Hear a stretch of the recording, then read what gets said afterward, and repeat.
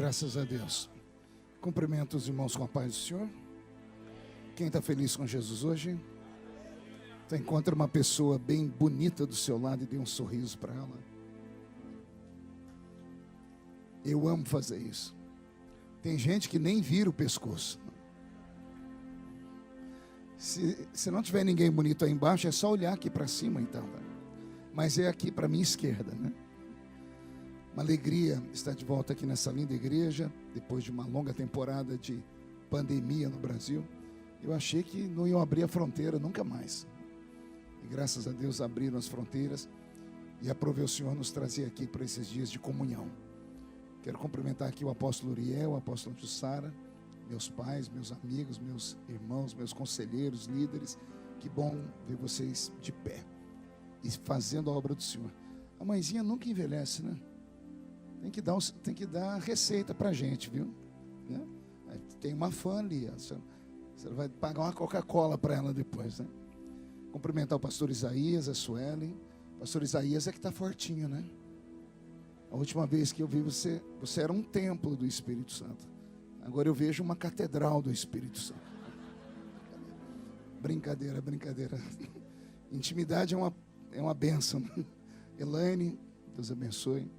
Tem vários pastores aqui, eu vi aqui alguns que eu ainda me lembro pelo nome, né? Mas Roberto me ajudou, pastor Fabiano, ali da ilha, pastor Zaqueu, pastor Miqueias, pastor Serginho, que está lá na porta. Serginho foi me visitar lá em Brasília um dia desse, se sentiu dono de Brasília.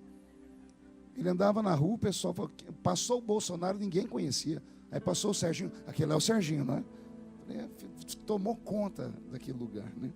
Quero cumprimentar também o pastor Alexandre, a pastora Kézia. Estivemos num lindo culto ali na igreja deles. E eles vieram com alguns irmãos ali de Quincy, é Quincy, né? Que fala. Deus abençoe vocês. E o Renato Damasceno, que é aquele moço que está lá na porta. Olha o tamanho da criatura. Isaías, fique em paz. Tem coisa pior, né? Olha o tamanho do Renato. Parece uma parede, né? Renato é um filhão, é um amigo, é mais que um irmão. E ele desceu com a gente de Nova York para cá, nos trouxe, está cuidando da gente. Estou gastando tudo que ele tem naquele cartão de crédito dele. Quero ver na hora de ir embora como é que vai ser. Deus te abençoe, viu, Renato? Sem perder tempo, os que trouxeram a Bíblia, abram ela comigo no primeiro livro do profeta Samuel. Um texto conhecido, antigo, mas sempre muito vivo. Primeiro livro do profeta Samuel, capítulo de número 4.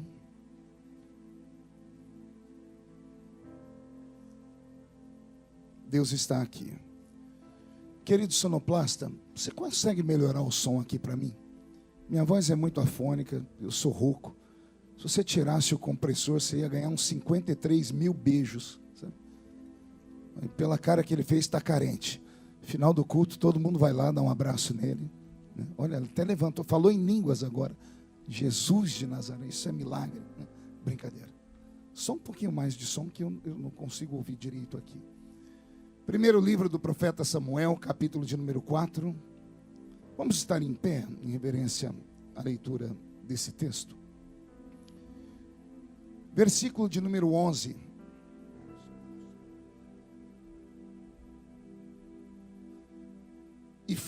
Versículo de número 11. E foi tomada a arca de Deus, e os dois filhos de Eli, Ofni e Finéias, morreram. E então correu da batalha um homem de Benjamim, e chegou no mesmo dia a Siló, e trazia as vestes rotas e terra sobre a sua cabeça. Chegando ele, eis que Eli estava sentado sobre uma cadeira, e vigiando ao pé do caminho, porquanto seu coração estava tremendo pela arca de Deus. E entrando, pois, aquele homem a anunciar isto na cidade, toda a cidade gritou. E Eli ouviu a voz do grito e disse, que voz de alvoroço é esta? E então chegou aquele homem a grande pressa e veio e anunciou a Eli. E era Eli da idade de 98 anos. Estavam os seus olhos tão escurecidos que já não podia ver. E disse aquele homem a Eli, eu sou o que venho de batalha, porque eu fugi hoje da batalha. E disse ele, que coisa sucedeu, filho meu? E então respondeu o que trazia as novas e disse, Israel fugiu de diante dos filisteus. Houve também grande morticínio entre o povo. E além disso, os teus dois filhos, Ofni e Finéias morreram, e a arca de Deus foi tomada. Sucedeu que falando, ou fazendo ele menção da arca de Deus, Eli caiu da cadeira para trás, da banda da porta, quebrou o pescoço e morreu, porquanto o homem era velho e pesado, e tinha ele julgado a Israel 40 anos. E estando a sua nora, a mulher de Finéias, grávida e próxima ao parto, ouvindo estas novas de que a arca de Deus era tomada, e de que seu sogro e seu marido morreram, encurvou-se e deu à luz, porquanto as dores lhe sobrevieram. E ao tempo em que ia morrendo, disseram as mulheres que estavam com ela: não temas, pois tivestes um filho. Ela, porém, não respondeu, nem fez caso disso, mas chamou ao menino Icabô, dizendo: foi-se a glória de Israel, porquanto a arca de Deus foi levada presa, e por causa de seu sogro e de seu marido, que haviam falecido. E disse mais: de Israel a glória é levada presa, pois é tomada a arca de Deus. Amém, igreja? Feche a Bíblia, coloque no banco, na cadeira. Você pode pegar na mão de alguém que esteja do seu lado por uns 30 segundos apenas. Aperte a mão dessa criatura com fé e vontade, até ela falar aleluia. Isso, pentecostal que não faz barulho, ainda está com defeito de fabricação, né? Vamos orar. Pai, nós te exaltamos, nós te glorificamos, e nós entendemos que dentro de alguns minutos, e esta linda igreja ficará pequena para o tamanho da glória que o Senhor vai mandar do alto dos céus. Os que vieram tristes começarão a saltar de alegria. Os que vieram se arrastando não voltam para casa se arrastando. Hoje voltarão voando nas asas de um novo tempo. E antes que eu comece a revelar os seus mistérios, cerque esta igreja com a sua glória. E num raio de 5 quilômetros, onde houver um demônio alojado, eu dou a esses demônios segundos para sumirem de Everett. Porque se não sumirem, serão queimados pelo poder da sua glória, que aqui será derramada. Rasgue os céus sobre nós. Manda anjos de fogo descerem aqui. Que estes anjos desçam, trazendo brasas de fogo nas mãos. Comecem a esparramar estas brasas entre nós.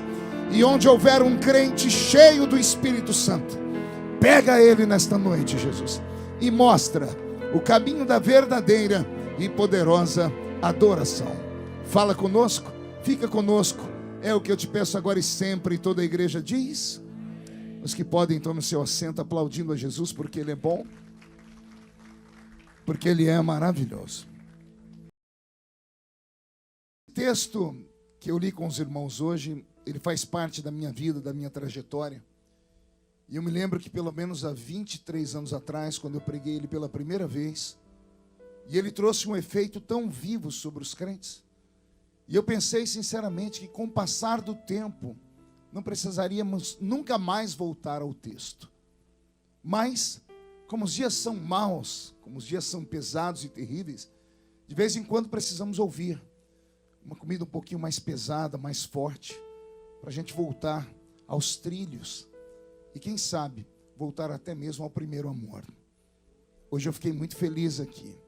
Eu vi velhos louvores, louvores antigos, e esses louvores reacenderam uma chama aqui dentro. Esses últimos dias, viajando pelo Brasil e pelo mundo, tenho notado, talvez aqui não, mas tenho notado que o nosso povo anda meio disperso. Não sei se a geração da qual eu faço parte, ainda hoje eu falava isso com o pastor Isaías, a nossa geração, ela se preparou para o arrebatamento da igreja. E o arrebatamento não se deu ainda no nosso tempo. E muitas pessoas acabaram perdendo a fé, a esperança, e o fervor que tinham no coração acabou se apagando com o passar do tempo. E isso é bíblico. Salomão disse que a esperança demorada, ela enfraquece o coração. E é preciso que de vez em quando alguém venha e dê um puxão de orelha na gente, toque na nossa ilharga para a gente despertar, e alguém vai dizer: ei, Jesus ainda é o mesmo. E a sua glória ainda é real. Posso ouvir um glória a Deus por isso? A história que eu li aqui, ela retrata um dos momentos mais horríveis da história de Israel. Aquele Israel que saiu do Egito, aquele Israel que saiu do Egito com mão forte, aquele Israel que saiu do Egito direcionados pelo próprio Deus, ladeados de sinais, prodígios e maravilhas. E quando entram na península do Sinai, e eles têm todos os motivos para adorarem ao Senhor, porque viram o exército de Faraó sucumbir no meio do Mar Vermelho, agora que eles estão livres dos grilhões, agora que eles estão livres das chibatas dos soldados de Faraó, e poderiam dar glórias ao Deus de Israel, na península do Sinai, eles se perdem. Se perdem tanto que 3 dias depois de verem aquele lindo mar se abrir, e um milagre fantástico, fabuloso, 3 dias depois, aquele mesmo povo, que lá na beira do mar, quando viu o mar abrir e ao mar se fechar, cantaram, sendo liderados por Miriam, aquele velho louvor: só o Senhor é Deus, Israel. 3 dias depois, não foram 30 dias depois, não foram 3 anos depois, 3 dias depois, esse mesmo povo colocou Moisés na parede e disseram a ele: Moisés, porventura não tinha covas para sermos sepultados lá no Egito? Porventura no Egito não tinha para nós pepino, cebola e alho bravo? Eu nunca entendo isso. Eu já vi pessoas sentir falta da picanha, da carne, de uma salada bem feita, mas sentir saudade de pepino, de cebola e de alho bravo. Sentir saudades das águas barrentas do rio Nilo, porque era isso que os escravos bebiam. E eles agora estão ainda debaixo de um milagre que aconteceu ontem. E 3 dias depois, eles oprimem Moisés. Deus olhou do céu, comprou a briga de Moisés e disse: Moisés, eu vou destruir esse povo. E Moisés era bem mais crente do que eu. Moisés entrou na frente e falou: não, Senhor, o que dirão as nações? Vão dizer que o Senhor é um Deus que não tem paciência. E aí Deus recuou com a sua ira. Mais tarde Deus vai tentar de novo, porque a ira dele vai ao limite. E ele diz: vou destruir o povo. E Moisés diz: Senhor, o povo não é meu. O Senhor disse que é meu, mas o povo é teu. E Deus teve paciência. Na última vez em que Deus resolveu puxar a orelha desse povo e falar para Moisés que ele iria destruí-lo, Deus tentou negociar com Moisés. Deus disse: Moisés, vou destruir esse povo, mas faço de ti uma outra nação. Hoje, como pastor de igreja, eu falo sempre com Deus: Senhor, não me faz essa oferta, não. Eu não sei se já aconteceu com os senhores que pastoreiam. Se Deus chegar e falar assim: eu vou te dar outra igreja, acabar com essa, a gente fala: Senhor, está assinado. Onde eu assino o contrato? Agora, né? Porque dá muito trabalho pastorear. Mas Moisés era mais crente do que eu, como eu disse. A palavra desceu do céu, pastor Fabiano, entrou na mente dele. Antes de descer para o coração, Moisés desceu para o joelho.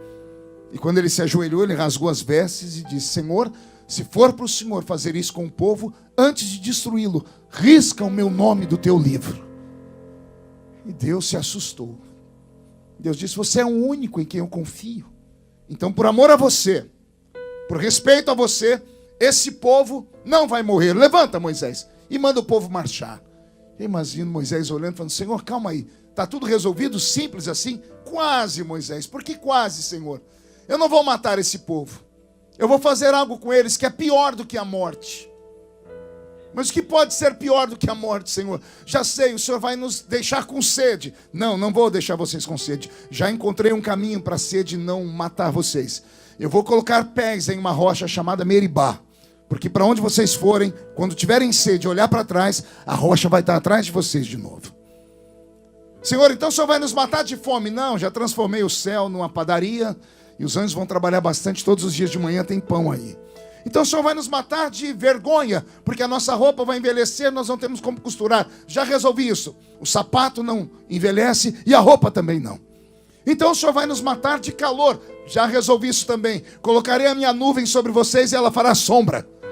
Então o Senhor vai nos matar de frio à noite. Já resolvi esse problema também. A nuvem que faz sombra de manhã, à noite ela acenderá uma tocha que vai aquecer o corpo de vocês. Senhor, se o Senhor não vai nos humilhar, não vai nos matar de sede, nem de fome, se o Senhor não vai deixar a nossa roupa envelhecer, se o Senhor não vai queimar a nossa pele, nem nos matar de frio, o que pode ser pior do que isso? Aí Deus grita: na minha terra, ninguém entra. Vocês vão ter tudo, vão ter comida, vão ter alimento, vão ter água, vão ter roupa, mas na minha terra, ninguém entra. E assim começa a história de Israel. Daquela turma toda, quase 3 milhões de judeus, só 2 romperam e chegaram em Canaã. O restante nasceram no deserto. E esses que nasceram no deserto devem ter ouvido seus pais falarem: Deus não nos deixa chegar ali. 40 dias a pé. Nós estamos 40 anos rodando aqui, como se estivéssemos em um labirinto. O Senhor não nos quer ali. Então, já que vocês, essa geração vai entrar ali, sejam mais fiéis do que nós. E Moisés guiou essa geração. A geração que nasceu no deserto. A geração que não conhecia os grilhões do Egito, que não conhecia as humilhações do Egito, que não conhecia a fome do Egito. Uma geração acostumada com milagre toda hora. Tem comida na hora certa, a roupa não precisa comprar porque ela não envelhece, está sempre nova. Não tem problema com calor, não tem problema com frio. A geração do deserto é a geração que se acostumou com os milagres. E esta geração que tem milagres deveria entrar em Canaã e levantar um altar ao Senhor. Mas não fizeram. Entraram em Canaã, vasculharam as bagagens dos pais e encontraram escondidos lá imagens de Baal, Astarote, Azera, Marduk, os deuses envelhecidos da Mesopotâmia antiga. Encontraram lá Anubis, Sete, Ísis, Íris, os deuses do Egito. E então levantaram altares aos deuses dos seus pais. Deus olha do céu e não consegue compreender. Era para estar agora na terra e me adorar. E Deus começa a travar uma guerra com eles. Entramos no livro de Juízes, quase 3 séculos, 300 anos de guerra divina. De 40 em 40 anos Israel levanta e cai, levanta e cai. Eles caem porque adoram imagens. Deus tira a mão sobre eles e eles tombam. Aí eles choram e Deus levanta um juiz. O juiz vem, coloca paz em Israel, 40 anos de alegria. Daqui a pouco eles esquecem tudo de novo. E por isso nós temos as histórias de Sansão a Baraque, de Baraque a Débora, de Débora a Eude, até Gideão. E chegamos em Samuel, diga comigo Samuel. O último juiz de Israel. Que não era apenas juiz. A ausência de homens e mulheres de Deus naquela época era tão grande que Deus deu uma unção tríplice para esse único homem. E quem se lembra da história dele sabe que ele vai nascer de uma mulher estéril. Tudo de propósito. E quando essa mulher vai dar à luz, ela negocia com Deus. Ela diz: se o Senhor me dar um filho, eu te devolvo ele. E eu não te devolvo ele apenas de boca. Eu vou levar ele dentro do santuário e consagrar ele ao Senhor. E todos nós sabemos que Ana vai dar à luz a um menino chamado Samuel. Quando o menino é desmamado, eu não sei quanto tempo leva para uma criança ser desmamada ao certo. Pode ser de 1 mês até 4 anos. Mas nesse período, o menino é desmamado e é entregue no santuário. Quem já leu a Bíblia Sagrada na história de Samuel, não sei se percebeu. Samuel morava dentro do templo. Ele não visitava o templo. Ele morava lá dentro dele. Ele dormia do lado do altar, Elaine. Tanto que quando o dia que Deus chamou ele estava dentro do altar e a Bíblia diz: e Deus chamou o menino antes que a lâmpada se apagasse. Que lâmpada era essa? O menorá, que fazia divisa entre o lugar santo e o santo dos santos. O menorá geralmente estava quase se apagando às 5 da manhã por causa do frio. Ele era abastecido com azeite batido e o frio deixava o ferro enrijecido até que endurecia o azeite batido e as lâmpadas iam se apagando. Por isso que às 5h30 o sacerdote estava de pé para acender as lâmpadas. Deus chamou o menino antes das 5h30 da manhã, antes da lâmpada se apagar. E aí começa a me dar angústia. Porque o menino que é chamado dentro do templo, que é criado dentro do templo, que corre até o sacerdote Eli, a Bíblia diz que na medida que ele vai correndo, eu imagino o escritor escrevendo a história, o menino levantou porque ouviu uma voz chamando ele pelo nome: Samuel, Samuel.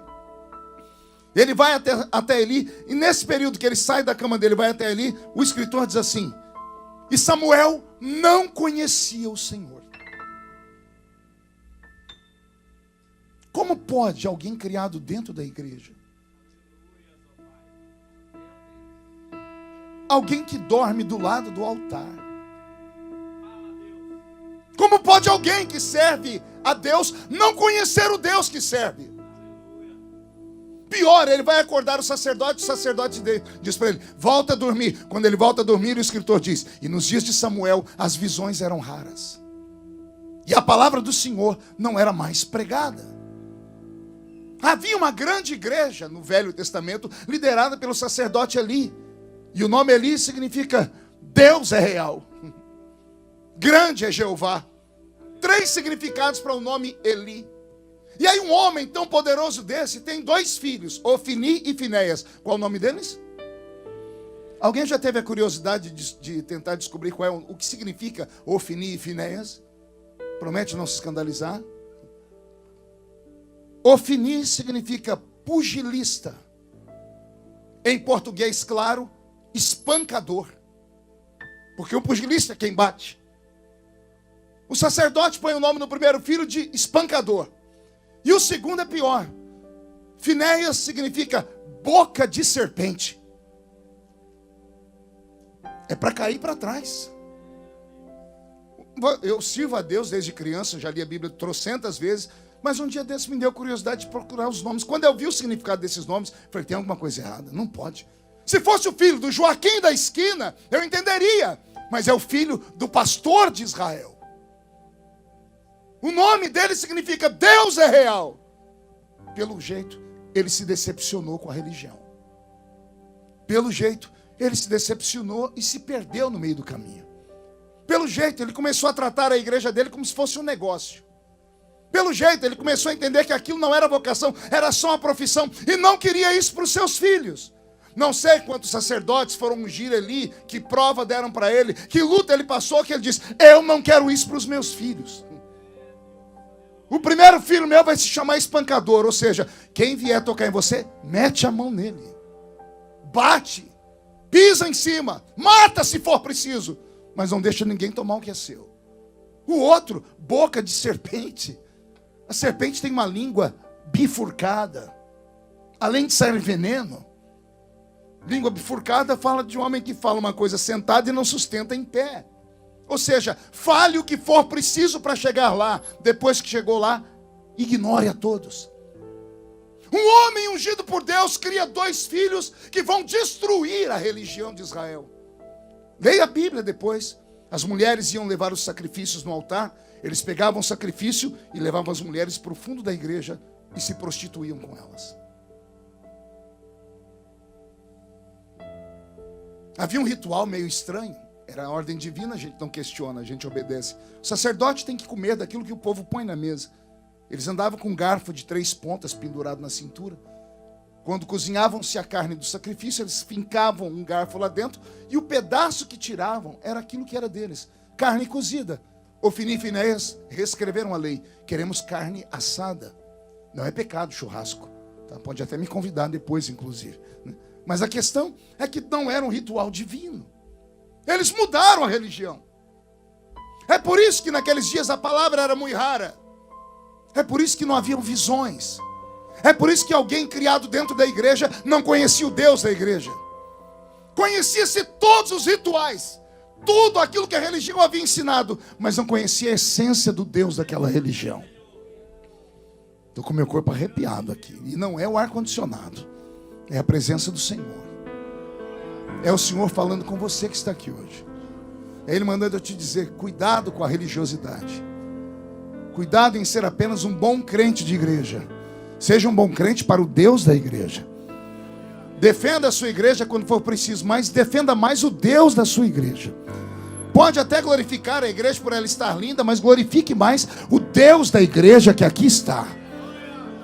E por favor, não vamos deixar acontecer aqui o que tem acontecido na metade do mundo. Os cultos já não são mais cultos, são reuniões formais. As pessoas vêm para o culto como se estivessem entrando em um teatro. Aplaudem quando gostam, aliás, a geração nova gosta muito de aplaudir. Não querem mais pregadores de verdade, querem homens ou mulheres que façam stand-up, que contem piadas gospel em cima da tribuna. Isso aqui não é um circo. E aqui não é a casa da mãe Joana. Aqui ainda é território divino. É nesse lugar que Deus te trouxe para te treinar. Ah, pastor, eu vou embora, eu vim para ouvir uma mensagem de autoajuda. A porta da rua é serventia da casa.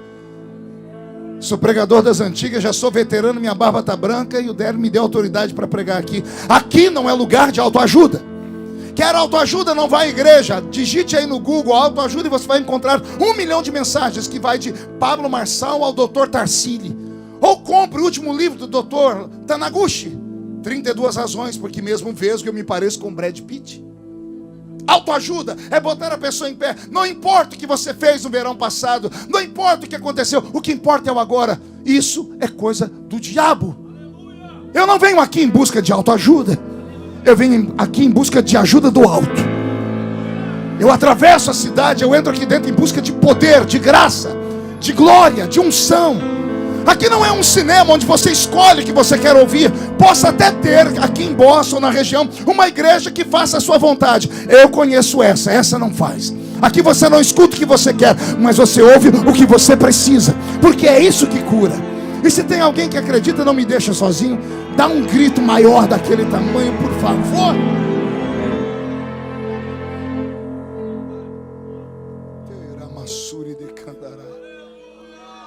Como é que essa igreja vai para frente se aqueles que vão herdar a igreja quando o pai morrer, um é espancador e o outro é boca de serpente?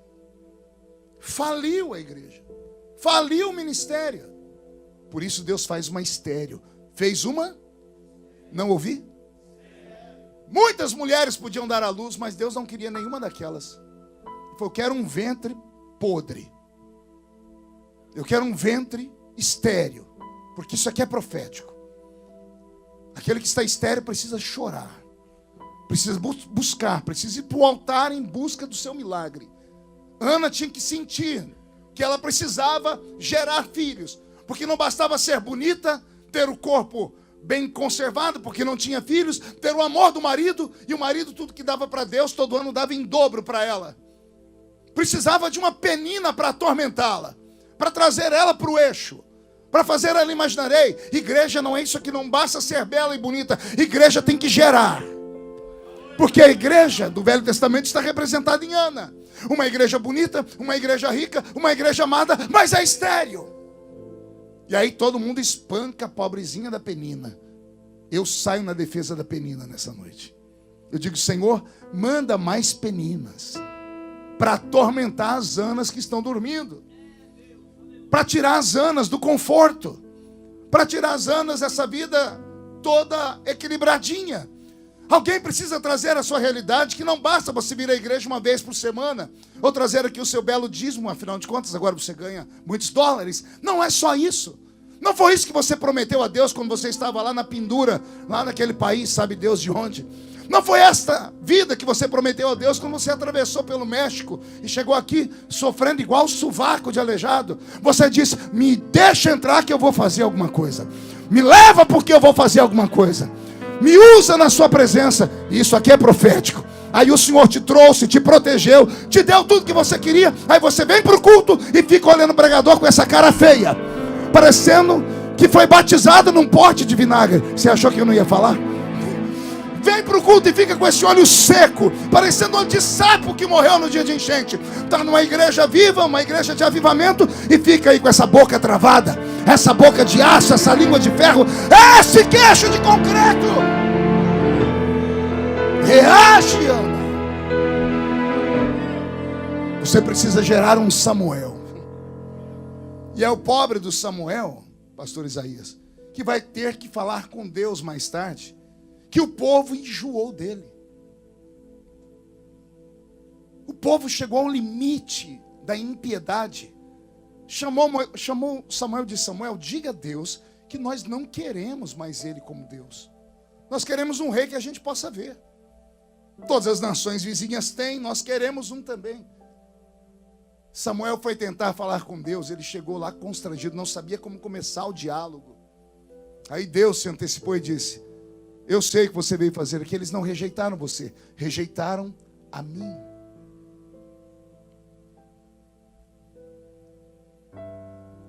Avisa a Israel que eu estou indo embora, porque uma nação não pode ter dois reis. É só um rei. E Deus arrumou as malas dele e se mudou de Israel. Se mudou aqui no capítulo 4. Numa batalha, talvez a batalha mais idiota. O atalaia está em cima da muralha, usa o seu telescópio, enxerga lá o povo inimigo vindo contra Israel. Lá vem os filisteus. Ele conta mais ou menos por alto, conhecia por blocos, 10.000 soldados. Ele toca a trombeta de guerra aqui e o capitão do exército de Israel se levanta e diz: quanto tem lá? 10 mil? Só me dê 30 mil soldados aqui. O resto pode ficar em casa dormindo. 3 por 1, a vitória está ganha. E eles saem para a batalha. No meio da batalha, a metade do exército de Israel tomba. Não consegue entender por quê.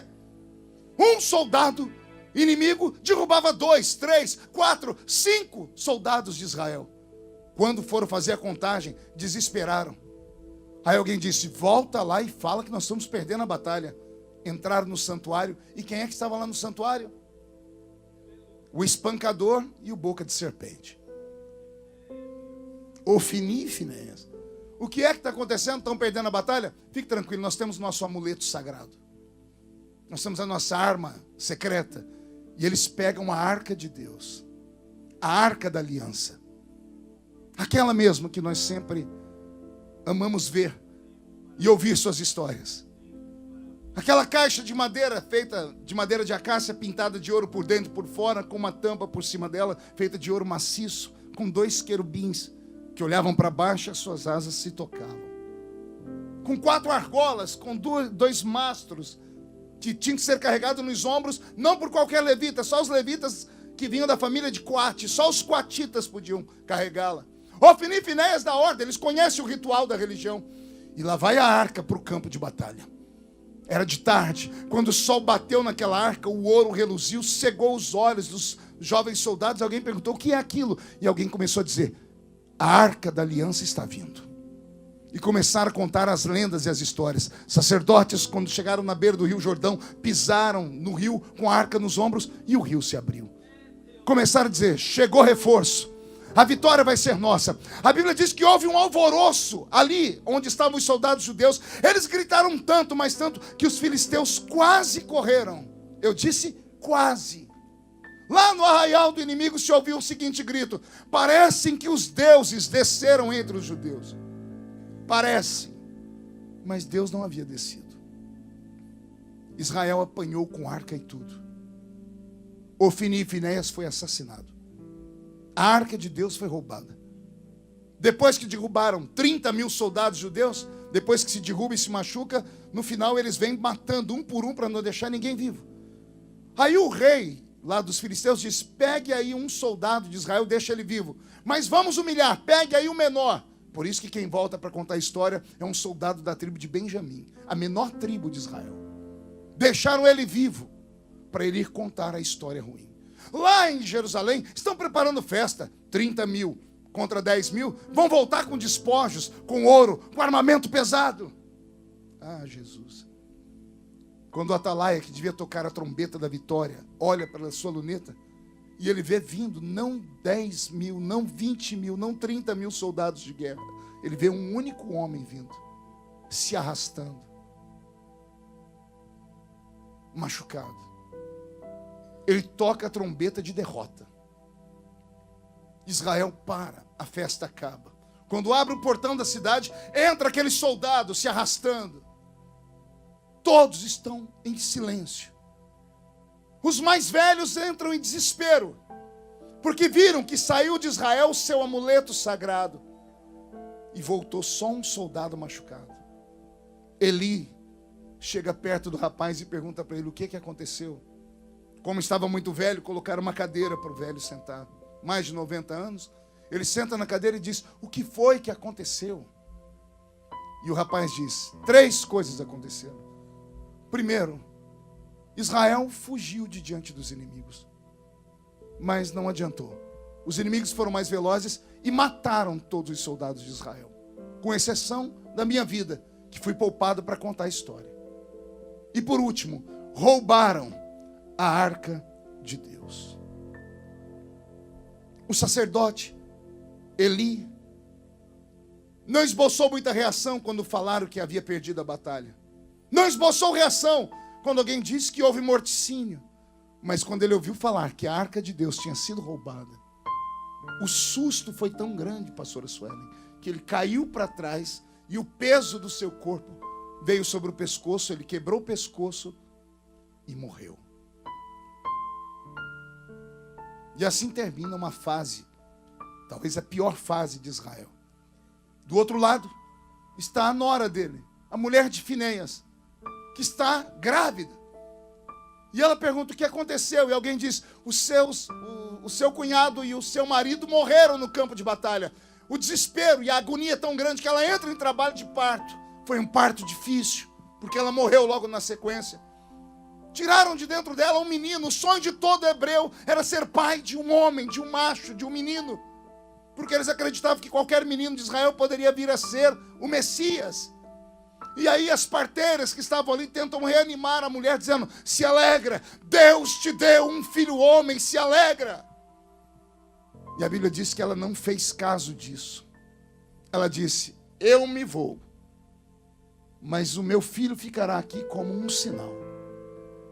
O nome do meu filho será Icabô, que significa: foi-se a glória de Israel. A angústia toma conta do povo. Por 70 anos, aquela arca não foi mais vista.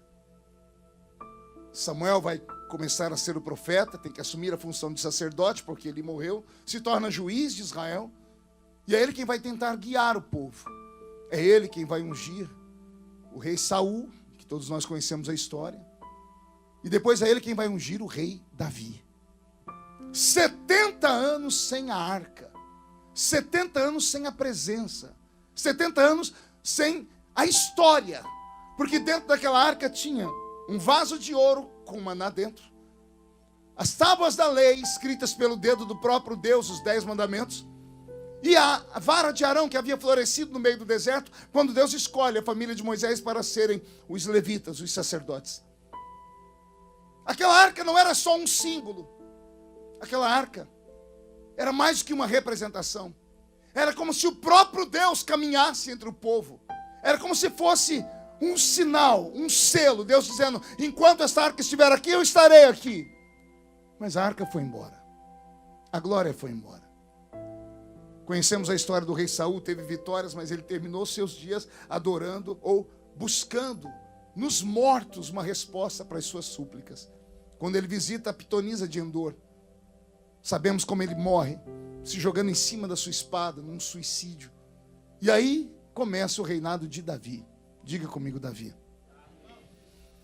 E Davi, quando senta no trono do rei Saul, ele olha para o reino do povo, ele olha para o povo e o reino que ele herdou, e ele percebe que o reino é um reino perfeito. Porque um reino perfeito tem súditos, tem castelo, tem ouro, tem disposto de guerra e tem soldados. Ele tem tudo isso, mas Davi não é um homem comum, não é um homem como Saul. Davi é aquele escolhido por Deus. É aquele menino que é guerreiro e é poeta.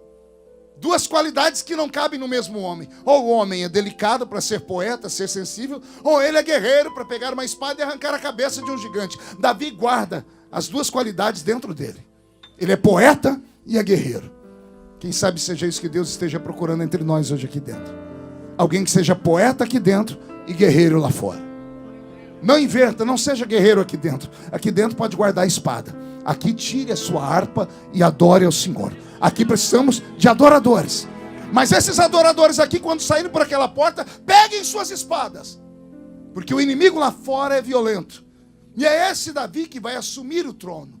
Então ele olha para o reino é perfeito, mas Davi, como não é normal, Davi era sensitivo. Diga comigo, sensitivo. Essa palavra assusta. Pastor, isso aí não é coisa lá do capiroto? Não, o capiroto copiou da gente. Todos os sensitivos bíblicos eram homens e mulheres ungidos. Pessoas que caminhavam entre dois mundos. Um pé pisava nessa terra e o outro pisava no mundo invisível. Todas as pessoas sensitivas veem o que ninguém vê. Ouve o que ninguém ouve. E sente o que ninguém sente. Essa é a raiz da nossa fé. Essa é a raiz da nossa igreja. Essa é a raiz desses homens e mulheres que estão aqui. Imagine se fôssemos apenas crentes comuns, sem unção, sem graça, sem a glória, sem esse fervor, sem esses sentimentos e a sabedoria. Nossas reuniões seriam chatas. E elas não podem ficar chatas. Nossos cultos começam aqui em Everett, mas não podem terminar em Everett. Começam aqui e vamos subindo para as regiões celestiais. Paulo, escrevendo a carta aos Coríntios, diz: quando vocês se ajuntam, nada acontece. Mas quando vocês se ajuntam, e uns têm salmos, louvores, e outros têm testemunho, palavra, aí vocês começam a galgar outros lugares e vocês vão parar lá nas regiões celestiais. Para muitos crentes desse tempo moderno, eles acham que vir à igreja já é muito. Acham que estar na igreja já estão fazendo o máximo. E eu costumo dizer que estar na igreja, qualquer um pode estar. Entrar na igreja, qualquer um entra. Lá no Brasil as igrejas ficam com a porta aberta, porque lá nós não temos esses ar-condicionados desse jeito, pelo menos não as do interior. E de vez em quando num culto entra um cachorro lá. E aí fizeram até uma piada: por que o cachorro entrou na igreja? Alguém sabe a resposta? Porque a porta estava aberta. Então entrar na igreja não é mérito para ninguém, porque até cachorro entra. Agora entrar no culto aí é um pouquinho mais difícil. Ah, uma pessoa entendeu, então eu vou melhorar. Entrar na igreja qualquer um entra. Eu quero ver entrar no culto. Eu quero você perceber esse mundo invisível que está aqui. E a sequência dos louvores existem para isso. Nós somos movidos, nos movimentaram aqui. O louvor veio como uma água sobre a terra que estava endurecida, e agora vem o pregador que começa a plantar a semente. O crescimento vai vir do céu, mas é claro que a terra tem que ser boa também.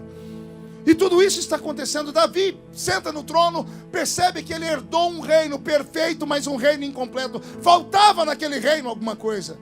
E só Davi para perceber que o que faltava naquele reino era a presença de Deus. Davi tinha a consciência do que adianta ter tudo e não ter o Deus que nos deu tudo. Do que adianta ter o dom se não tem mais o doador? Do que adianta ter apenas a aparência e não ter mais a essência? E Davi então percebe que não dá para governar aquele reino apenas na esfera natural. Qualquer um que sentasse naquele trono estaria feliz. Eu tenho tudo, tenho o reino, tenho súditos, tenho dinheiro, tenho exército. Mas Davi não é normal. Davi é um menino que, enquanto os irmãos iam lá para uma árvore, pegavam um pedaço de pau e apontavam, iam brincar de lance de espada, iam na mesma árvore, pegavam um pedaço de pau mais macio, e alguém dizia: com isso aí não dá para fazer espada, Davi. Eu falei: não, a minha arma é diferente. Ele envergava a madeira e amarrava uma linha de cá e outra de cá. 7 cortes e colocava lãs, fios de pelo de carneiro. E aí ele tirava sons daquele aparelho dele, chamado de harpa. A arma dele era diferente. Ele sempre foi diferente, porque ele era sensitivo. Por isso era um homem segundo o coração de Deus. Talvez seja por isso que entre nós existe essa diferença. Tem cultos que as pessoas gritam, pulam, rolam pelo chão, e outros ficam só com a boca aberta, ou fechada, ou dormindo. Uns conseguem adorar a Deus ao ponto do seu corpo tremer, e outros ficam mascando essa desgraça desse chiclete. É assim que acontece. Por quê? Porque uns têm a sensibilidade, sabem onde estão e sabem o que tem que fazer aqui dentro. Os outros entram aqui e esperam que Deus saiba o que ele tem que fazer. E deixa eu te dizer, Deus sabe o que ele tem que fazer, mas ele não vai fazer se você não fizer a sua parte primeiro. E a sua parte não é apenas vir, ficar sentado, cruzando a perna, filosofando, olhando para o céu, dizendo to be or not to be, that's the question. Aqui é um pouquinho mais profundo. Nós começamos o culto aqui em Everett. Eu quero terminar o culto no Santo dos Santos. Mas para isso eu preciso que aquele pessoal que dançou, que cantou, que pulou, me ajude de novo a adorar. E na medida que você escuta o pregador pregar, incendeie o coração do pregador. Não mate o pregador de infarto. O pregador pentecostal, quando ele prega e as pessoas não reagem, a vontade dele é morrer. Ou tirar um chicote e espancar.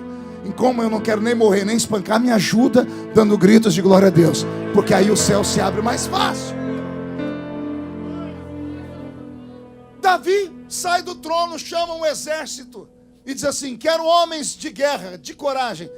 E eu imagino aqueles soldados mais antigos falando: Davi, te aquieta, nós não tem ninguém contra nós. Estamos vivendo um tempo de paz, ninguém está aqui roubando, nem queimando a nossa agricultura, não estão estuprando nossas mulheres, nem matando nossos filhos. O que você quer? Eu quero homens de coragem. Para quê, Davi? Eu quero ir lá no arraial do inimigo.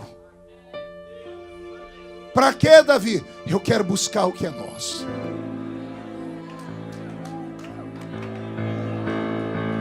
Eu quero de volta. Eu não aceito governar um povo que perdeu a intimidade com o seu Deus. Não aceito permanecer num lugar que foi Deus que criou e Ele não está mais presente. Eu quero gente de coragem. Nós vamos lá buscar a Arca da Aliança de volta. Os mais velhos usando a racionalidade, dizendo: mas Davi, vai morrer gente. Esses que morrerem serão heróis. Quem não está disposto a dar a sua vida por aquilo que acredita, não merece viver aqui. Soldado que não tem coragem de ir para o campo de batalha, não merece ser soldado.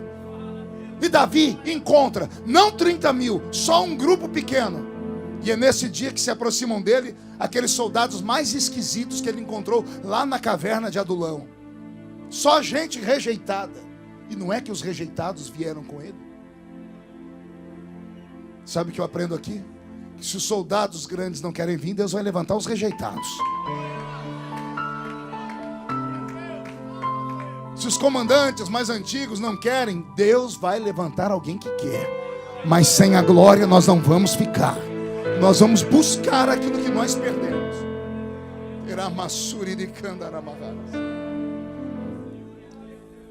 Dia desses, Deri, eu sentei lá na esquina da minha cidade, no meio-fio, e olhei a velha igreja onde eu nasci. Aproveitei essa pandemia. Essa pandemia trouxe muita gente de volta. Apesar que tem muita gente dizendo que a pandemia desviou muito crente. É mentira. A pandemia revelou os desviados. Já estavam desviados há muito tempo. Queriam só uma desculpa. E por isso Jesus está trazendo gente nova. E eu olhei para aquela velha igreja. Olhei pelo vitrô dela, não tinha mais os bancos de madeira, tudo banco almofadado. Chegamos num tempo de felicidade, de modernidade. Mas eu confesso a vocês, que saudade daqueles bancos de madeira. Eu fechei os olhos e voltei no tempo. Quando garoto, o culto começava às 7h30, mas 7 horas a gente já estava lá dentro da igreja. E quando chegava às 7h05, dava um desespero. Porque quem atrasou 5 minutos tinha que sair pulando os crentes, porque todo mundo começava o culto ajoelhado, né? Todo mundo dobrava o joelho. A gente começava orando. Era meia hora de joelhos orando. E aí chegava atrasado, tinha que sair pulando os irmãos. E o medo de encostar em alguém e desligar a pessoa da tomada do céu, né? Eu lembro que lá no lugarzinho que eu sentava, tinha dois canelas de fogo. Um sentava aqui, outro daqui, e eu ficava entre os dois. Quando eu chegava um pouquinho atrasado, eu olhava o banco, lá estava o banco todo molhado. Ou de lágrima ou de cuspe, né? Pentecostal maluco grita, solta saliva, né? Mas a gente não tinha nojo, não. Era só puxar o paletó e fazia assim e pronto. E a gente entrava no mistério também. E eu tinha um reloginho digital, igual aquele que o Bolsonaro usa, aquela coisa antiga. Eu tinha um reloginho e ficava olhando, porque quando eu chegava no culto, eu olhava no púlpito, dependendo de quem estava lá, minha alma se alegrava muito ou se alegrava pouco, mas sempre se alegrava. Quando ela se alegrava muito é quando o meu pastor estava lá, pastor José Bispo dos Santos. Ele era um baiano sem pescoço. Tem 2 tipos de baiano, com pescoço e sem, né? Sem pescoço é aquele que a cabeça é colada aqui. Se você encontrar uma criatura assim, cuidado com ela. Brava que só Jesus na causa. E eu me lembro que o pastor Bispo, ele tinha um jeito de começar o culto. Tinha uns presbíteros lá da igreja que pegavam aquele sininho, chacoalhava até a gente parar de orar e ficar em pé. Outro já gritava: amém, amém, amém, vamos começar o culto, todo mundo de pé. Pastor Bispo não, embora fosse um homem duro, ele era um homem sensível também. Ele começava sempre cantando um louvor. E não é que aquele dia ali sentado no meio-fio da igreja, eu fechei o olho e lembrei da música. Meu coração saiu do peito. Ele cantava assim: em fervente oração, eis o meu coração na presença de Deus derramar. Mas só podes fluir o que estás a pedir, quando tudo, canta, deixares.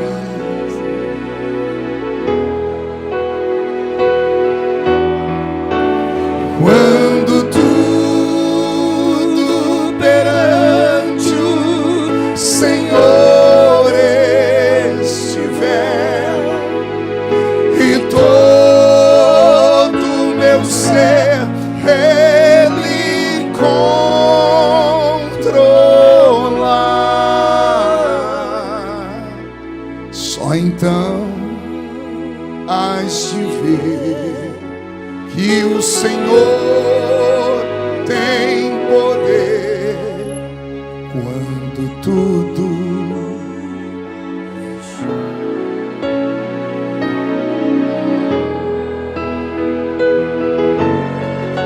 aguenta, coração. Aguenta.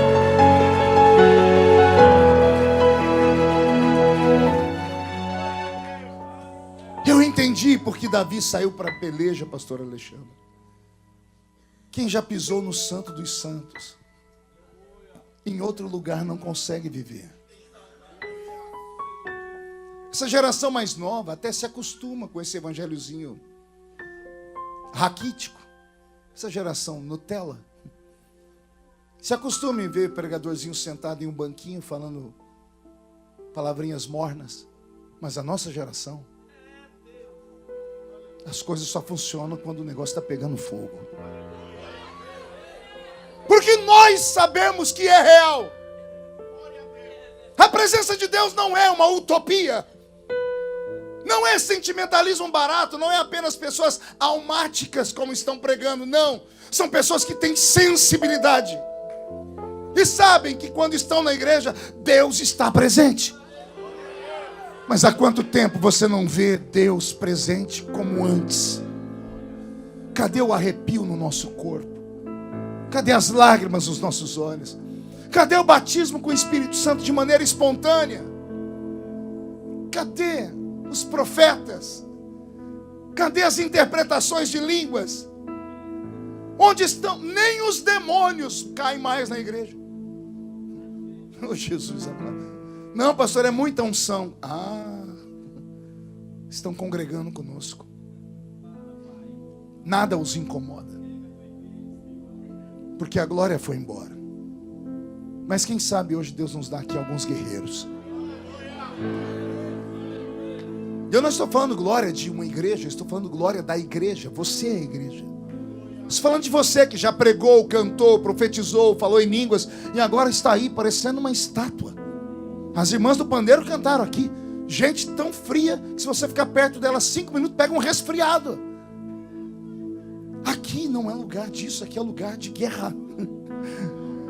Eu preciso de Deus. Quem precisa de Deus aqui? E Davi foi para o campo de batalha, pegou os filisteus no contratempo, eles não esperavam, foi uma carnificina. E no final da batalha lá está a arca. O troféu está na mão deles. Davi vai voltar para Jerusalém com a arca. Só que a primeira batalha dele, ele não sabe muito bem como um rei volta. Então ele pergunta às pessoas, como é que o rei volta da batalha? Alguém diz, o rei coloca roupa de rei, coroa de rei. O rei vem sentado no seu cavalo. À direita do rei vem alguém segurando a bandeira da sua tribo. À esquerda do rei vem alguém carregando a bandeira do exército inimigo vencido. Atrás do rei vem os seus soldados principais e depois o exército. E Davi manda organizar tudo aquilo. Aleluia. E quando ele está pronto para partir para Israel, ele já havia mandado alguém avisar a mulher dele que eles estavam voltando para preparar uma grande festa. Davi se sente incomodado. Está faltando alguma coisa, me ensina de novo. Como é que a gente volta depois de uma batalha ganha? O rei vai na frente. Como é? O rei vai na frente. Já entendi o que está errado. Ele puxa o cavalo dele para um lado e grita, alguém traga a arca. Tragam a arca. E os mais velhos, não, Davi, é o rei que vai na frente. Pois é o rei que vai na frente. Volte a arca. Chega de homem. Nossos cultos precisam voltar a ser Cristo o centro dele. Precisamos voltar a cantar louvores que exaltem a Ele de verdade, não louvores só para nós. Vamos vencer, vamos atravessar, vamos subir, vamos matar, vamos ganhar. Chega, vamos dar a Ele a glória, a Ele o louvor, a Ele a honra, a Ele o tributo, a Ele o louvor. Esta casa é dele. Você pode não acreditar, mas Ele está aqui. E enquanto os pés dele pisam aqui, a face dele está diante dos serafins que estão cantando Santo, Santo, Santo é o Senhor dos exércitos. E a Revival Church for the Nation está ficando cheia, cheia da sua glória. E se tem alguém que acredita nisso agora, não dê um grito, dê um berro de glória a Deus nesse lugar, por Jesus.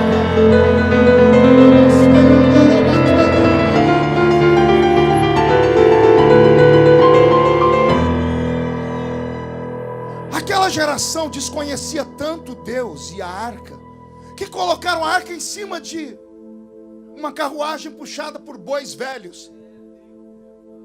A ordenança não era para boi carregar a arca, não era para carro carregar a arca, era para levitas carregarem a arca. Adoradores carregam a glória do Senhor. Não é para usarmos de subterfúgios humanos, é para que nós possamos trazer o Senhor de volta aos nossos cultos. Alguém aqui deve ter nascido no meio de uma vila igual eu nasci. Deve ter congregado uma igrejinha igual a que eu congreguei, onde nós não tínhamos instrumentos nem muitas coisas bonitas. Era a sanfona e o pandeiro. E como eu sempre conto, os pregadores só tinham 2 dentes na boca. Achou que eu não ia falar, né? O zagueiro e o atacante. Era nalfa de pai e beta de mãe. Mas eles sabiam carregar a arca. De joelhos ou em pé, Deus descia e fazia tremer o santuário. A gente sabia como o culto começava, mas não tinha noção de como ia terminar. Um pouquinho diferente dos dias atuais. Você entra na igreja, os crentes hoje no modernos têm um ritual, né? Estou falando isso porque agora eu sou pastor de igreja, eu estou notando. Eu nunca tinha notado isso, Deri. Os crentes modernos chegam na igreja, põem o pé na porta e não entram. Eles põem o pé na porta e fazem assim, ó. Dependendo do que eles verem, eles já voltam embora para casa. Quando não querem perder tempo, entram, mas entram já fazendo assim. É hoje. Já sei quem vai pregar. Já sei o que vai ser pregado. Já sei quem vai cantar e o que é que vai ser cantado. Pior, eu já sei como o culto vai terminar. Isso não pode acontecer jamais. Nossos cultos têm que ser tomados de surpresa. Você tem que entrar aqui de um jeito e ficar na expectativa. A qualquer momento uma bomba atômica do Espírito explode do seu lado. De repente alguém fala em línguas ali, outro interpreta aqui, um paralítico sai correndo aqui. As almas entregam-se a Jesus e a gente não tem nem vontade de ir embora do culto. É isso que tem que voltar a ser os nossos cultos. Deus não mudou, a nossa geração mudou. Mas se Deus nos der aqui alguns soldados, vamos trazer de volta. A arca quase cai de cima da carruagem dos bois. O Zá morre porque ele tenta segurar a arca. Todo mundo conhece a história. E aí Davi coloca a arca no ombro de levitas que eram da tribo, que eram da família de Coate. Só eles podiam carregar a arca. E eles vão andando. E Davi dá uma ordem: a cada 6 passos vamos parar e sacrificar um animal para o Senhor. Eu imagino os mais velhos dizendo: Davi, vai levar 2 anos para voltar para Jerusalém. Imagina, 6 passos, para, alguém mata, faz um culto, sacrifica, terminou, vamos andar. Mais 6 passos, para, mata, sacrifica, ora. Mais 6 passos, 2 anos para voltar. Eu imagino Davi dizendo: nós ficamos 70 anos sem. Eu não perco Deus de vista mais. Eu vim buscar a glória e vou levar a glória de volta. Farei o que for preciso. E eles caminham meses a fio. Quando estão chegando de longe, o atalaia que está aqui em cima olha pela luneta, ele olha as 3 trombetas, a trombeta de aviso, a trombeta de derrota e a trombeta de festa. Ele pega a trombeta de festa, finalmente.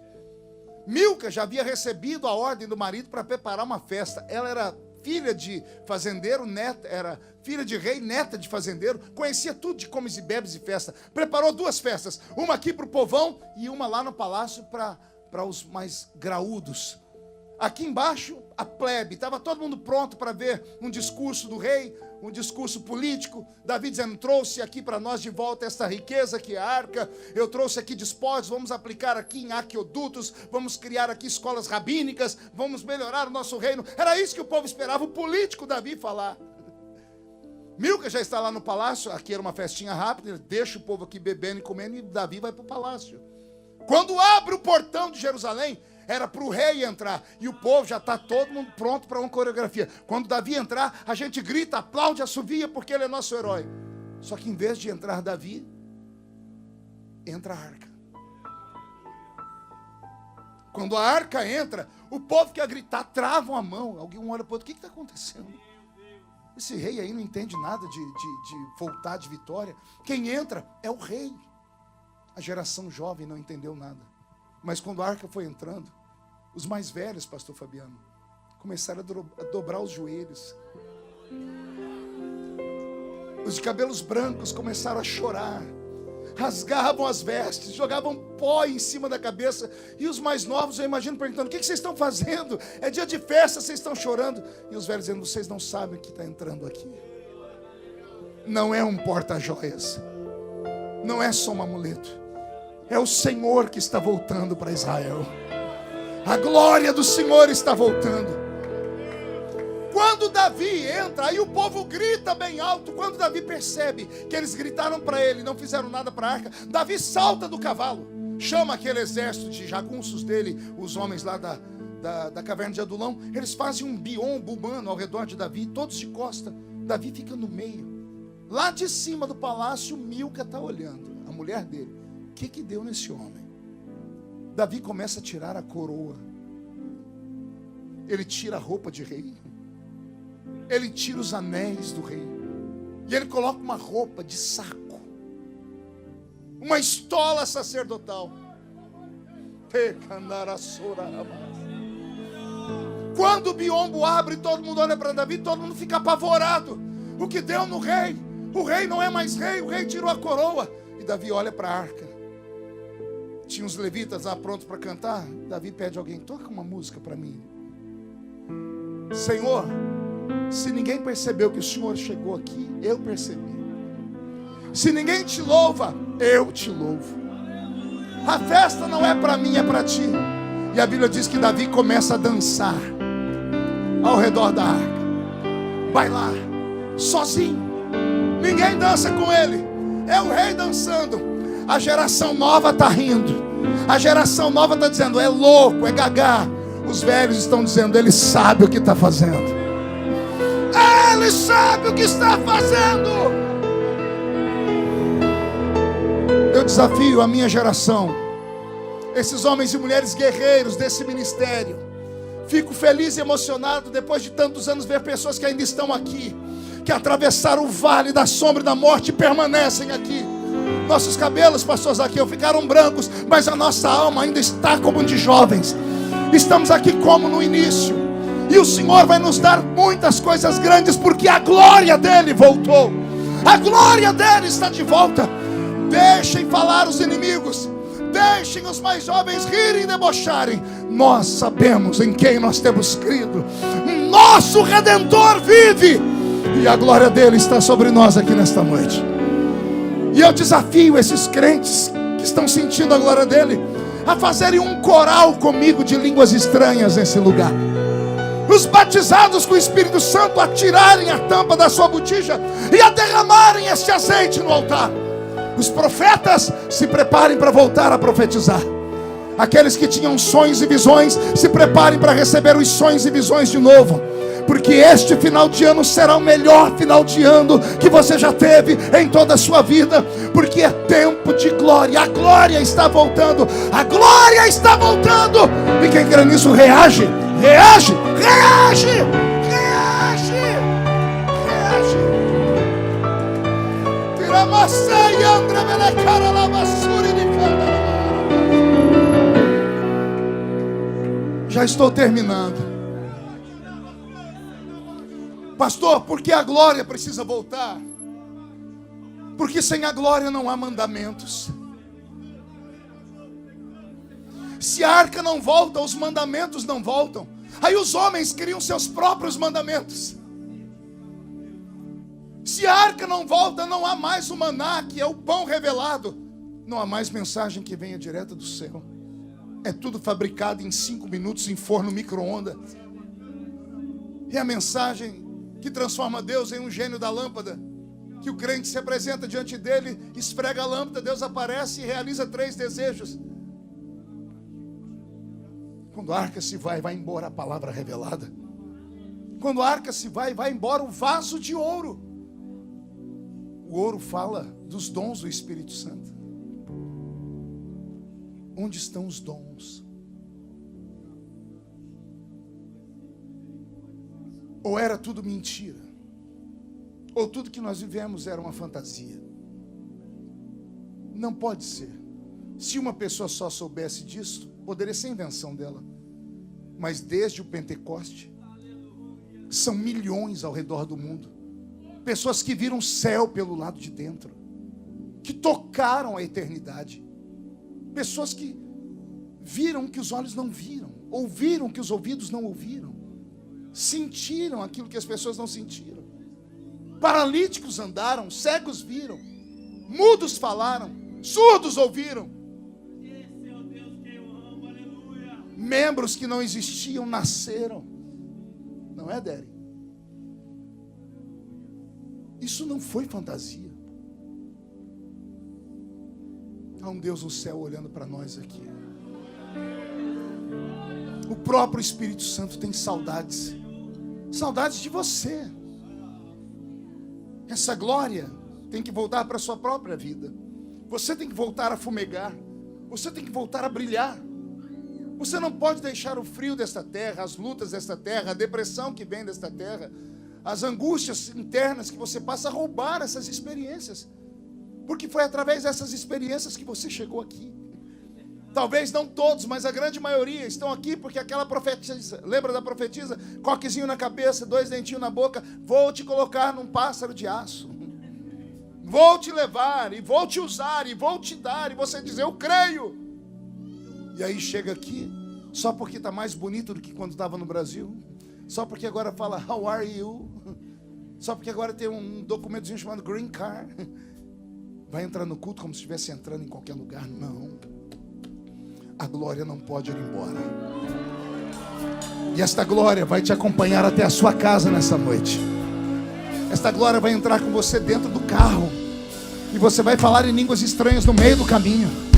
Essa glória vai ser tão grande que você vai sentar com seus filhos e vai contar para eles a história do Deus de Israel. Uma história que não é fábula, é real, é verdadeira. Deus é real, a glória dele é real. Tudo que aconteceu no nosso movimento pentecostal não é fruto de imaginação, de mente doente, não. São experiências profundas, são experiências reais. E Deus está aqui querendo distribuir sobre nós esses talentos. E o que eu faço, pastor? Pede, creia, caminhe pelo tapete da revelação. Terra nascei andrebeleca. Erubiassuri de candereverreno.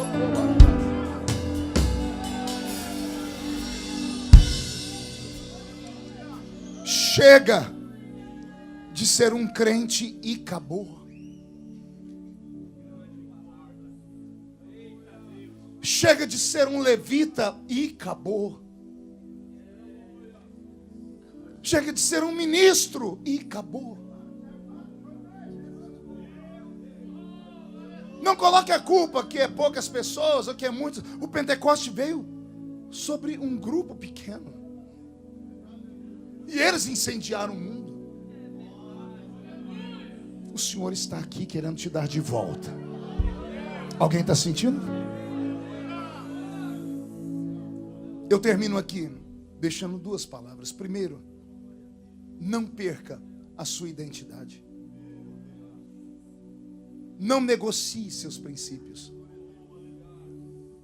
Eu estava um dia desse em Brasília, passando por um corredor. Me chamaram para uma sala. E eu entrei, tinha lá 2 desembargadores, umas autoridades. E a pessoa que me chamou era um parlamentar evangélico. Disse, pastor Marco, o senhor pode fazer uma oração por nós aqui? Eu falei, posso. Só que eu estava naquele dia assim em reflexão, estava passando por uma luta. Aliás, eu vivo na luta, né? Tudo comigo vai para o Fantástico, né? Jornal Nacional, porque não é você, Bocó, né? Então eu tenho que viver em constante oração, irmã Jussara. E eu estava lá, Nani, daquele jeito, orando. Me chamaram para orar naquela sala, eu fui. Oh, meu Deus.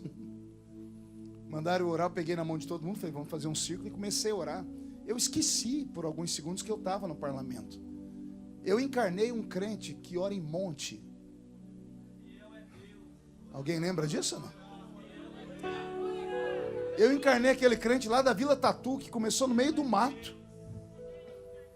E orei, comecei a bater o pé no chão. Eu dei um grito, quando eu abri o olho, tinha uns 4 fazendo assim, quase caindo. Eu falei, Jesus, aqui não. Segura, senão é escândalo. Jornalista para tudo quanto é lugar. Não deixa cair endemoniado aqui não. Quando eu estava orando, mas assim, eu estava quase sendo renovado. Me deram um toque aqui com tanta violência que eu dei um pulo, eu olhei, era o irmão que me convidou para orar, outro parlamentar. Ele falou assim, menos. Eu obedeci, diminuí a oração. Quando eu terminei, ele falou assim: eu posso falar com você em particular? Eu falei: pode. Me chamou num canto e ele disse: eu estou para te falar isso há muito tempo. Eu falei: o que foi? Até quando você vai ser esse crente menino? Eu disse: como é que é? Esse crente menino, eu pedi para você fazer uma oração por uma autoridade, um desembargador. Você começa a gritar, bater o pé no chão. Isso é loucura. Isso é coisa de crente da roça. Isso é coisa de quando você era lá da Vila Tatu. Você agora é uma autoridade. Você agora é vice-líder do Congresso Nacional. Você é um conselheiro do presidente da República. Você foi falando tudo que eu era. E eu falei assim para ele: pois é, você acha que eu sou assim por quê? Ele falou: como é que é? Eu falei: você acha que eu cheguei aqui por quê? Como é que você acha que eu entrei aqui? Acha que foi pela minha sabedoria? Porque eu sou escritor? Porque eu sou equilibrado? Não. Eu entrei aqui porque eu subi um monte, eu orava, eu gritava, eu chorava, eu falava em línguas. Quem votou em mim são crentes de oração, que sobem um monte, que gritam, que acreditam. Eu não posso perder a minha essência. Quando eu entrei lá em Brasília, falaram assim: vai acabar como os outros. Ei, o problema não é o Egito. O problema não é José. O Egito não muda José, mas José muda o Egito. Babilônia não muda Daniel, mas Daniel muda a Babilônia. E continua orando 3 vezes por dia. E pode jogar dentro do meio dos leões, pode fazer o inferno. Aquele que sabe de onde veio não esquece as suas raízes. Você pode até ter cara de americano, pode ter o seu documento, mas você veio lá do Oco do Bambu, que eu sei. Você veio lá de Mantena. Você veio lá de Ipatinga. Você veio lá das Minas Gerais. Você entrou aqui e não sabia nem falar direito. Aí Jesus te deu línguas estranhas. Então fale elas essa glória. Ajuda essa glória. Cadê essa glória? Onde está a glória?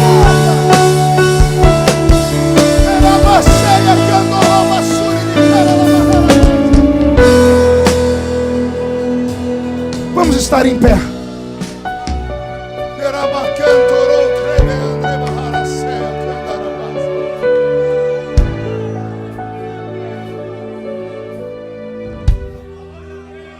Eu preciso repartir algo com os irmãos.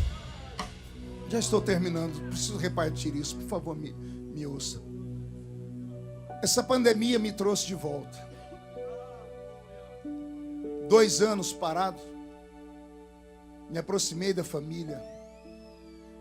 E eu pude ver algumas coisas que ficaram como lacunas na minha vida. Estava no meu quarto um dia, o Senhor falou comigo: como está a sua casa? Eu disse: está bem. O Senhor disse: tem certeza? Eu disse: tenho. O Senhor falou: cadê suas filhas? Eu disse: trancada dentro dos quartos. Ele disse: isso é saudável? Eu dobrei meu joelho e comecei a orar. E o Senhor falou comigo: você já levou suas filhas para conhecer a sua história? Elas conhecem o monte onde você nasceu? Eu comecei a chorar, chamei a minha esposa, a irmã Edileuza, falei: Edileuza, precisamos levar as meninas lá no monte. E para convencer 3 adolescentes, para ir para o meio do mato orar 2 horas da tarde. Foi 2 horas de briga, mas elas foram. Quando atravessamos a mata, né, elas, tudo princesinha, né? Quando viram que tivemos que pular no meio do capim, falou: pai, onde é que nós estamos? Foi aqui que tudo começou. Cheguei na clareira, os banquinhos de madeira quebrados. E eu sentei com elas e falei assim: aqui, nesse lugar aqui, Jesus falou comigo. Aqui nesse cantinho, Jesus me deu uma vitória. Depois que eu contei a história, elas estavam chorando. Cada uma escolheu um banquinho, dobrou o joelho. Minhas 4 mulheres, a Karen, Kathleen, Camila e a Edileuza. E eu, quando fui dobrar o joelho, o Senhor falou para mim: fique de pé e defenda a sua casa. E eu fiquei de pé e comecei a orar. Eu entrei numa oração de guerra. Eu comecei a gritar, que eu perdi o som, perdi a voz, eu fiquei descontrolado. Eu via demônios, eu agarrava demônios pelo pescoço. Então, você pode não acreditar em mim, isso é coisa de gente doida mesmo. Eu via o inferno e eu gritava: na minha casa não, na minha família não. Terminei sentado aos prantos, as meninas vieram, me abraçaram. Quando eu me controlei, fomos terminar, irmã Jussara, eu peguei na mão de todas elas. E a Karen estava do meu lado esquerdo, a minha filha mais velha. E eu fiz um pedido simples para minha filha. Eu disse: filha, ora por nós. Quando eu falei, ora por nós, ela apertou a minha mão e a mão dela começou a suar. E ela ficou em silêncio. Eu olhei para ela e falei, o que foi, filha? Ela disse, pai, me ajuda a orar. Eu tomei um susto. Eu falei, o que, filha? Me ajuda a orar, eu não consigo orar. A minha mente viajou no tempo. Eu falei, Deus, eu dei sentido para a vida dos filhos de tanta gente. Despertei a vida de tantos filhos de tanta gente no mundo. E a minha filha não consegue orar.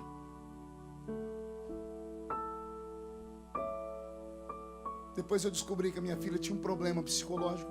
Ela olhava para o espelho e ela tinha distorção de imagem. Ela via um monstro. Coisas que eu não sabia. Que a minha filha ficou 2 anos sem ter nenhum tipo de amigo. Ia para a escola com o cabelo jogado por cima do rosto. Traumas. Pela ausência do pai. Meu coração ficou pequeno. Disse, Deus, eu estava perdendo a minha casa. Aí eu apertei a mão dela e disse, vamos orar, eu vou te ajudar. Eu não pedi para minha filha pregar, nem cantar um hino difícil. Pedi para ela fazer uma oração. E ela falava uma palavra, eu falava outra. E ela falava e chorava. E falava, pai, me ajuda. Eu falei, ajudo, nós vamos orar. Depois de 2 minutos orando, ela deu um grito. E o grito dela me fez cair de joelhos. E eu agarrei ela pelas pernas. O grito dela foi assim, Deus do meu pai, me dá 1% do que o meu pai tem. Eu caí de joelhos, eu agarrei as pernas e disse, não, meu Deus vai te dar o dobro do que eu tenho, filha. O dobro. E quando eu estava ajoelhado, o Senhor disse, ela acredita que eu sou o seu Deus. Senão você deixou uma marca. E ali eu comecei a recuperar tudo. A glória está de volta. Essa glória vai voltar para a sua vida. Não é esperar de homens, é esperar do céu. O Senhor quer ressuscitar aquele novo crente, aquele lá do meio do mato. O Senhor quer trazer de volta ele. O Senhor quer devolver para você tudo que você perdeu nessa noite. Aqueles que não falam mais em línguas, Ele quer te renovar. Aqueles que perderam os talentos, Ele quer devolver. Só que você tem que vir para o campo de batalha conosco. Vou pedir para que todos fechem os olhos, inclinem a cabeça.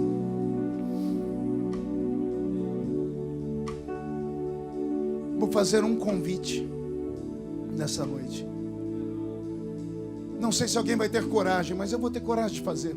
Será que tem algum crente aqui entre nós que tem coragem de dizer, eu preciso que a glória volte para a minha vida, pastor? Eu preciso voltar a falar em línguas, pregar, profetizar, acordar de madrugada para orar, mas sozinho eu não dou conta. Se você acredita que ainda há poder no altar, vem aqui. Eu quero te ajudar em oração. Fique em pé aqui perto de nós. Vamos subir o monte, Moisés? Vamos lá, Roberto.